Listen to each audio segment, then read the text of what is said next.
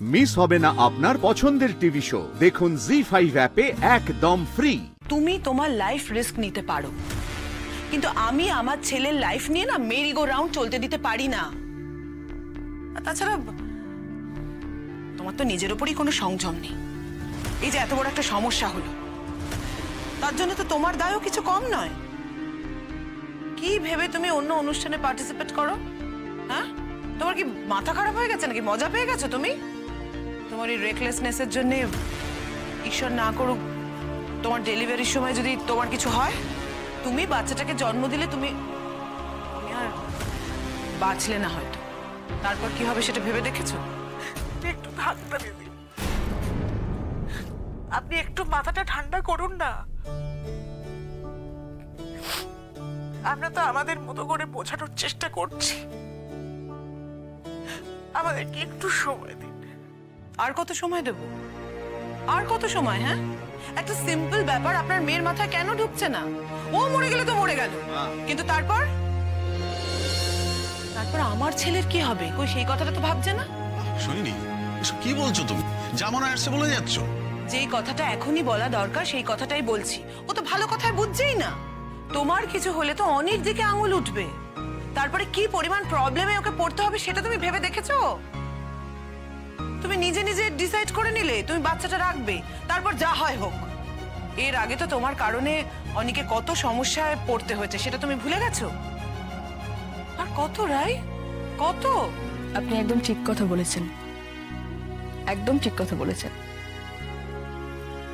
আমার জন্য যাতে আপনার ছেলেকে কোনো অসুবিধায় পড়তে না হয়, যাতে আমার জন্য আপনার ছেলেকে কোনো হ্যারাসমেন্টের মধ্যে দিয়ে যেতে না হয়, সেই জন্যই একটা ব্যবস্থা করেছি আমি। মানে কি ব্যবস্থা?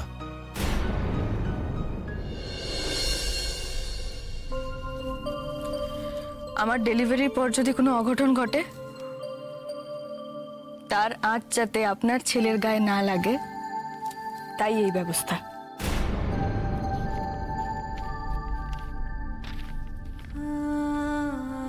আমি শ্রীমতী রায়পূর্ণা সেন সজ্ঞানে বলছি, আমি এ ব্যাপারে সম্পূর্ণ অবগত এবং আমার ডাক্তাররা আমাকে জানিয়েছেন আমার প্রেগন্যান্সি যথেষ্ট ক্রিটিক্যাল। তারা আমাকে টার্মিনেশনের সাজেশন দিয়েছেন, কিন্তু আমি সেই সাজেশন নেওয়ার যুক্তিযুক্ত মনে করিনি এবং আমার সন্তানকে পৃথিবীতে আনার সিদ্ধান্ত নিয়েছি। এই সিদ্ধান্ত একেবারেই আমার এবং আমার একার।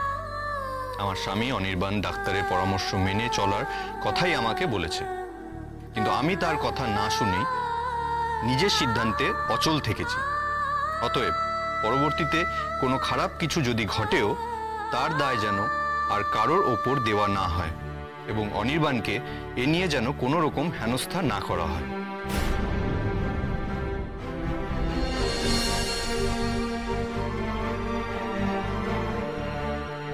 আন্টি, কাগজটা রেখে দিন আপনি। এই ভবিষ্যতে আমার কোনো সমস্যা হলে যদি কেউ আপনার ছেলেকে কোনো কথা শোনায় বা আপনার ছেলের গায়ে যদি কোনো আঁচ লাগে, তাহলে ওটা প্রমাণ হিসেবে কাজে লাগবে। আর দেখুন, আজকেই আমি তারিখ সমেত সই করে দিয়েছি, আপনার কাছে রেখে দিন ওটা। রায়, এসব কি ভাবছো তুমি? তোমার কিচ্ছু হবে না, আমরা আছি তো। দেখেছো সৈনী, মেয়েটার মনোবল কতটা ভেঙে দিয়েছো তুমি, যার জন্য এই চিঠিটা লিখতেও বাধ্য হয়েছে। জি5 ডাউনলোড করুন আর সব এপিসোড দেখুন একদম ফ্রি।